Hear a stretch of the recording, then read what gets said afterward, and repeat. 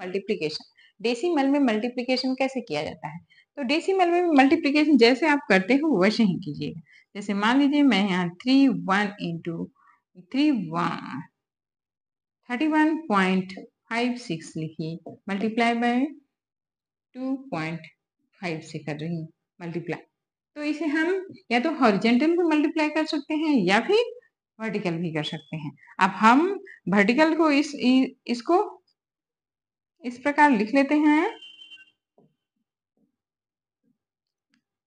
Into 2.5।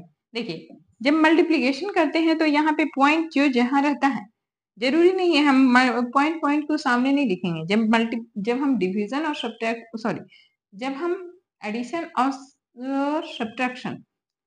Subtraction करते हैं तभी हम पॉइंट को सामने लिखते हैं, अन्यथा हम मल्टीप्लिकेशन में इस प्रकार नहीं लिखते। मल्टीप्लिकेशन में जहाँ जो नंबर है, बस याद रखना कि ये जो डेसिमल है, डेसिमल के पॉइंट के बाद कितने डिजिट है, यहाँ डेसिमल के बाद 2 डिजिट है और यहाँ पे कितने हैं, यहाँ 1 डिजिट है, यहाँ 2 डिजिट, बस यही ध्यान रखना है। अब हम मल्टीप्लाई कर रहे हैं तो 5 को 6 बार टेबल पढ़ेंगे, तो 5 का 6 बार टेबल पढ़ेंगे तो क्या हो जाएगा, 5 6 जा 30, 30 का 0 हुआ, बाकी बचा 3।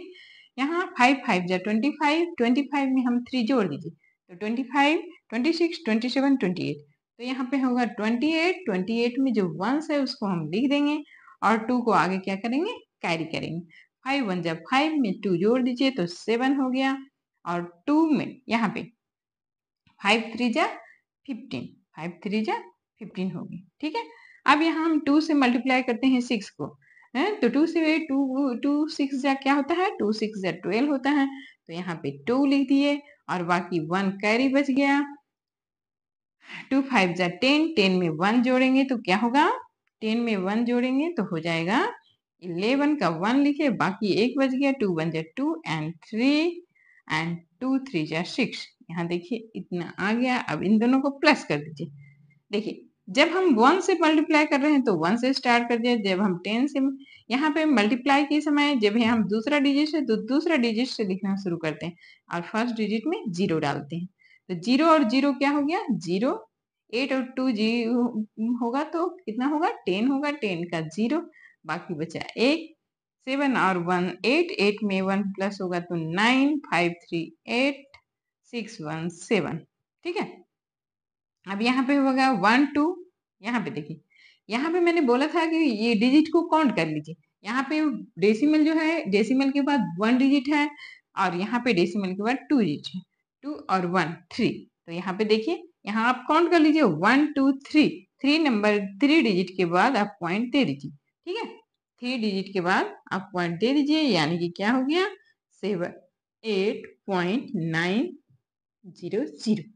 ये हमारा आंसर आ गया। ठीक है, ये हमारा क्या आ गया, आंसर आ गया।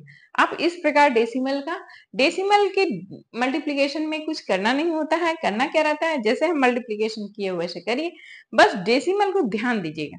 डेसिमल के बाद कितने डिजिट है, दोनों नंबर में देख लीजिए कि डेसिमल के बाद कितने नंबर।